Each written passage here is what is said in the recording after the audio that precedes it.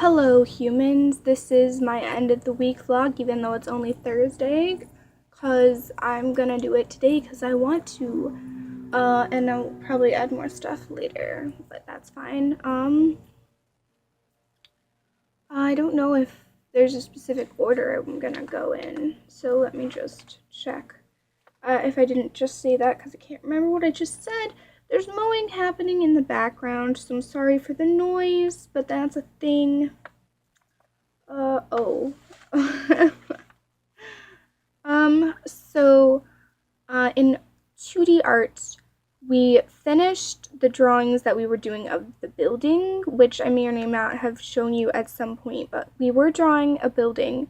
So I have a picture of the building that we were drawing. And then I also have the picture of my final thing, which is the building drawn and then painted over in ink. Painting with ink is really weird. Like, it's kind of like watercolor, but not at the same time. It moves like watercolor. And it dries kind of like watercolors, but since I'm not used to using watercolors, it's just it was weird. It was weird for me to do. And so then we finished that up on like Monday or Tuesday. Monday we finished it.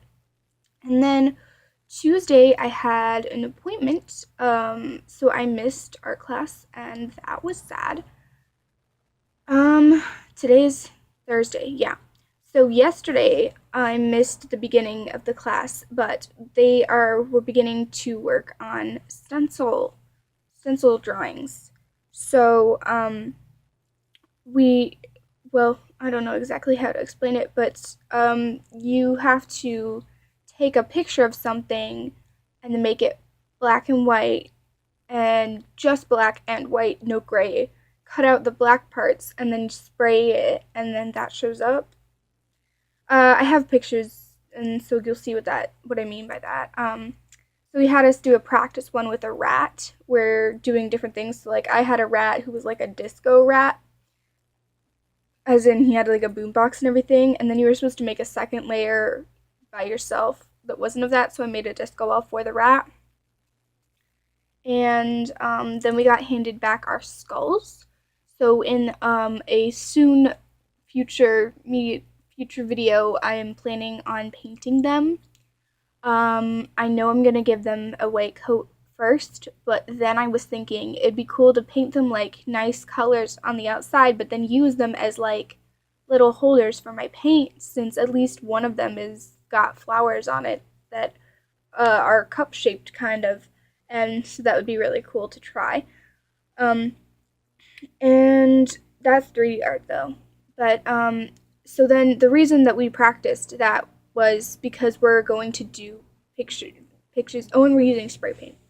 We're doing sort of like graffiti-esque pictures. It's like a cross between graffiti and Andy Warhol. Pictures. We're gonna take pictures of old, dead, famous people, and then we took, and then we're going to make them look like zombies. So the way we're going to do that, like today he took us to the computer lab, and we had to pick out our celebrity. So I think I have him in pictures for that. I picked 3, and then I'm having him choose the best one because I picked Alan Rickman, Shirley Temple, and one other person who I can't remember at this moment. Oh yeah, he's the voice of Robin Williams. He's Robin Williams. So I picked those 3, and then I'm having him pick which one. And today we're supposed to be thinking about ways to make them zombie looking, because we have to cut out a page that looks like them being zombie-ish so that we can use it. And so I haven't really, it just like it depends on which ones he picks, because if he picks Shirley Temple, I chose like a really cute picture of her, and so I don't really want to make her look super bad, so I might make it a cute zombie. His example is Donald Trump, and like he did a good job, but Alan Rickman I think I could make pretty scary, and Robin Williams, like, I don't know, he was just one of the famous people that I know, since I know very few famous people that are dead. I know famous people that are alive and famous people that there are no pictures of because they were dead for a very long time, but not like current-ish dead famous people.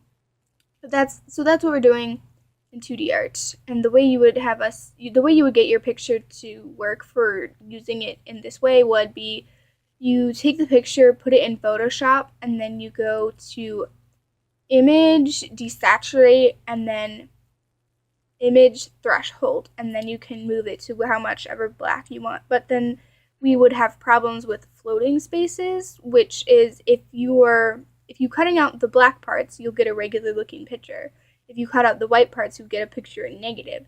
So if you're cutting out the black parts and there's going to be floating black parts where if there's going to be floating white parts where the white is not connected to the rest of the white, he said we'd have to do something about that, like for the eyes. But if you are doing it as a zombie, it doesn't need to have nice eyes. So, but like that's going to be a difficulty for some people. And her hair is going to have a lot. Because like I picked so she's got these curls. Did you know that Shirley Temple didn't naturally have curly hair, but she put curlers in every night? Or something like that? That's what I heard. Yeah, okay, so that's what we're doing in 2D art. And in 3D art, I finally finished my my cardboard city. And so we took pictures of that, turned it in. I added a few ribbons, so I'm gonna show you that. Like, not ribbons, but like, that's what I wasted my last week of art class on, because I didn't really want to do anything. It's getting super hot. For the past 3 days, I've been wearing like sweatpants and a sweater, and like the last day I was like, this is a super bad choice, especially because I had to mow the lawn for an hour and afterwards it was gross. Then so we're starting a new project, and like I kind of like it, but it's kind of like because we're doing something that's gonna end up looking like this big it's gonna be a spherical shape with sort of triangle sticky outy parts all over it, and it's an origami sphere ball thing. I don't know. And so you have 90 squares of paper that you have to fold into a specific shape before you can glue them together to make this shape. And I cut out the 90 squares very quickly because you can cut more than one piece of paper at a time. That some people forgot, especially since these squares, like, she gave us template squares, but they weren't even squares shaped. They were not even. So it was like, it doesn't really matter if they're even because you didn't even do that. So, but the folding part is very confusing to me. But we have 3 days to do it. So if I decide to do it over the weekend, which I probably will, then you will, one, get to see how I'm doing it, and two, I will, be done early anyways. So she showed it to me, and I didn't understand very well, and the video was confusing, so I just didn't do it. So it was like, I got 2 fillings after school on Monday. I thought they were going to be down here, but they're actually ones in my very farthest back tooth on the side, like the inside corner. So it's like the right corner. Well, yeah, it's like on this side of the tooth on this side, in the back corner, like there. I can't show you.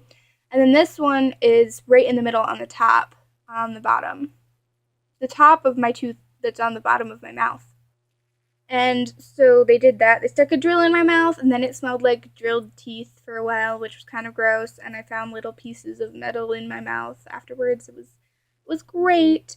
They gave me numbing shots that lasted for 3 hours after the surgery thingy. Whatever, it wasn't surgery, but it made my tongue, like half my tongue numb and everything.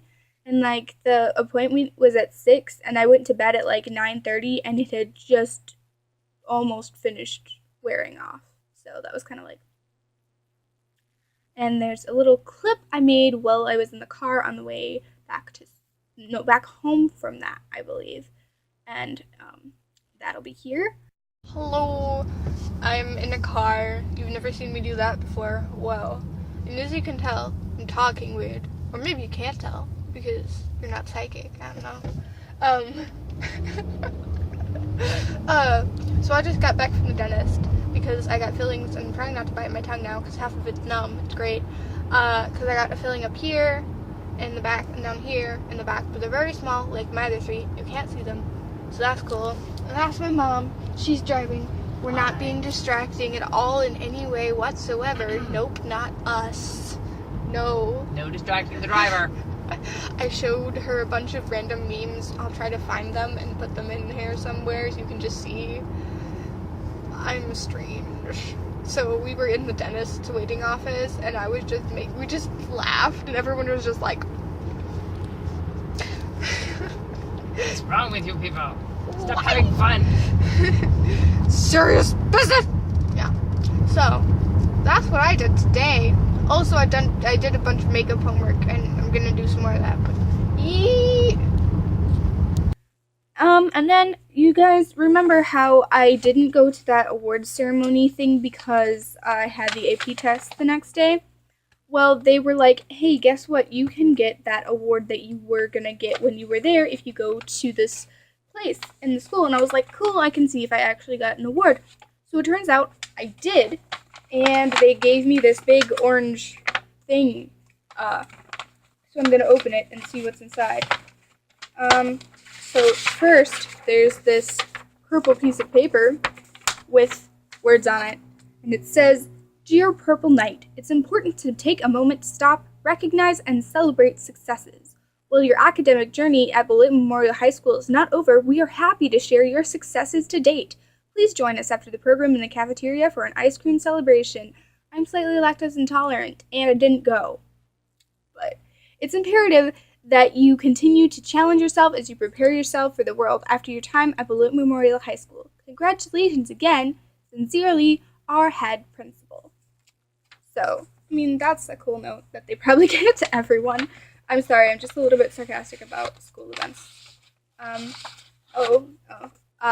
been awarded, this is a certificate of award that certifies that I have been awarded this certificate for academic achievement on May 16th. Well, signed by, digitally signed by my principal, so, wow. Why does everything have to be purple? I understand school colors, but... And then it says, in recognition of exemplary academic achievement 2017 to 2018 school year, Superintendent Scholars Award. So, yeah. And Beloit Memorial High School Academic All-Stars. Wednesday, May 16th, BMHS. This is the program. This is the program here. There we go. There's a lot of names in here. Juniors. It went juniors, sophomores, freshmen, I guess. Okay. Junior Academic All-Stars, Sophomore Academic All-Stars. Hey, I see a friend of mine. He didn't go. Well, maybe he did. I don't know. There's this... Wow. So there are stars next to people's names who have 4.0s. He has a 4.0, and I have a 3.9, which I'm just a little bit salty about. Just a little, because I had an AP class, and that's the class I have a B in, and he had an AP class, and he didn't get a B in it, apparently. So, just some salt there on myself. Wow. Thank you, friend. And then I guess this is a thingy. It's an academic with the B for Beloit, and it's purple, and it's kind of squishy, and... Is this supposed to go on my wall, or on a sweater? I don't know. Helping educators motivate America's students. Yes. I was motivated to get good grades by this thing because I wanted this. That's what made me want to get all A's. Yeah, this fuzzy thing. I don't know what it is, but that's what made me want to get A's. No, I want to get A's because, one, I am anxious about getting bad grades, so I just don't do it. I have this one class. Oh, there's one more thing in here. Okay, this is cool. honor student. I'm not taking any honors classes, but honor student. Okay, I accept this button. This is a cool button. I retract that statement I just made about not having a reason to get good grades. No. Because that's just like, if I have this one class where there's one assignment I have an F in because there were 4 questions and I got 2 of them wrong because I couldn't find them in the thing and because they weren't specifically stated and it was kind of not fair. And it just bothers me every time I see it. And I have a lower A in that class than I have in all the rest of my classes. And just to see what my grades are right now, I'm going to go look at them and show you to see how, I guess, all-star-ish I am. Because I don't think I have that many, like, grades that are much higher than other people. Excuse me. So in my classes that I'm in currently, which I'm not finished with, are Ecology 98.2, which it's 0.28, but 2D Art 96, 3D Art 96, but it's a higher pointage afterwards, and Women's History, which is the one I have 1 F in, is a 94. But then I can go and look at my past the grades and see one sec there that the grades I've had in other classes. So I found that I had in Accelerated English 10 we have 97 and 95, Health we have 98, Geometry we have 101 and then 98, which I'm very confused as to how I got, because in the second term of geometry I was so confused. I was gone for like 2 days and I missed the, like, they had like triangles inside of circles and like it was, but my geometry teacher is like, you should do honors algebra too, and I was like, okay, because algebra is more my thing. I actually really like algebra, so but I like geometry too. There's a random dude in our yard and I don't know who he is. Okay then. And then we have AP World History. I have 90 in term 1, 94 in term 2, and 88 B plus in term 3. Salt on you. PE Daily I have a 99, which is funny since I didn't do anything for a couple of those days. But then I made up for it. I was also gone a lot then. Human Bio, I have a 90 because I didn't do stuff that I didn't want to. Holocaust and Genocide, I've got a 98. Speaking of Holocaust and Genocide, if any of you are taking that class right now or just interested in the subject at all, there was a book I was reading and wait one sec, I've got an email, I wrote it down. I found it, so I sent this to my Holocaust and Genocide teacher, which I don't have anymore, but he's really actually a cool dude. Anyhow, so it says, there's a book I found called Branded by the Pink Triangle by Ken Setterington, which I found very interesting. It's short but contains good information, and if you haven't read it, I recommend it to you or any of your students who wants more information about the homosexuality aspect of the Holocaust, because it has some personal accounts in it, and it talks about what the difference between what Germany's perspective on homosexuality was before and after. And actually, I didn't know this, but Berlin was the capital of homosexuality in Europe before the Nazis took over. Even though it was still illegal, people were just like, yeah, it's fine, kind of. And they would arrest you, but you wouldn't be as bad as you would think, as it was during the war. And then after the war, England and Canada and the United States still had it being illegal. And yeah, so but after the war, since when Americans liberated the concentration camps and stuff, or took people out of prison, they left homosexual people in prison because they thought they were legitimate criminals and they didn't let them out. And then when they were let out, they didn't get a more pension or anything that you're supposed to. And I don't quite understand that part, but they were persecuted so much longer than everyone else. People who were there for just being Jewish and stuff, which you can't help, were, let out and stuff, but you can't help being gay either. And they didn't, that was just a terrible time. And then in history class, well, not history, but I have an AP review. So we watched movies. So first we watched, what's it called? called? We watched The Imitation Game, which has Benedict Cumberbatch in it, which is like, he is like one of my favorite actors, although there are a lot of actors that I really like. So, but not just because he's hot, but because of like his acting skills. And in this, he portrayed him. He was acting as a homosexual man. I don't actually know what his sexual orientation is, but that's fine. I don't need to know. Fan fiction is enough. And he was playing Alan Turing, the dude who basically invented the computer. And it's on Netflix, and I recommend you watch it. But spoiler alert, I'm about to tell you the end. So if you don't want to hear, then don't listen to the next 30 seconds. So he basically invented the computer, cracked the Enigma code, and then won the war for us. We won the war 2 years probably earlier, and a million deaths before this was World War II, before we would have if without him and his machine. But because he was gay after the war, they were either going to put him in jail or they made him take this hormone, and he did. But a year after that, after he was convicted, he committed suicide because of this. And it's he pretty much saved your entire country, and because he likes dudes, you are going to no. And then we just started watching a movie called Lion, which is also on Netflix. And as far as I know, it's set in India, and there are trains that work. So I'm assuming it's about I don't know exactly when it is. It's not quite modern times, but it's pretty close. It's after 1900, I believe, but I don't know.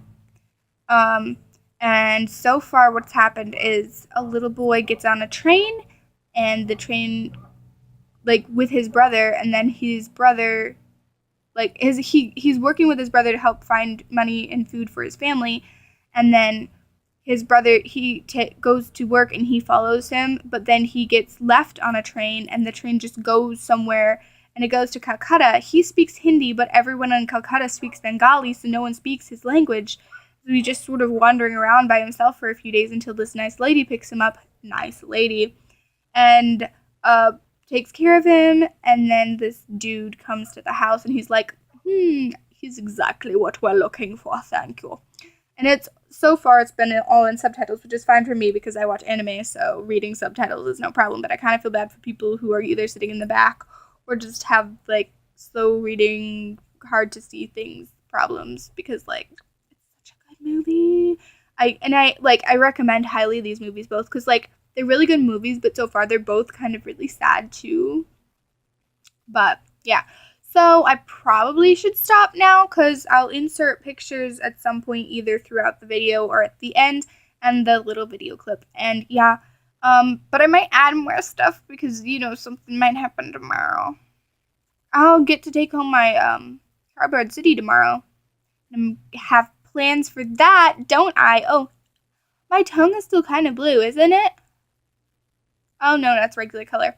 My 2D art teacher gives us candy at the end of the week, and he saved a blue lollipop for me, and I am happy. Yeah. So I will see you guys next time. Please come back, watch more videos from me. I promise there'll be some things that are a little bit more exciting than listening to me talk about my life soon, because summer. But my life isn't that boring, is it? Is it? Don't answer that question. I will see you guys next time. Have a great day.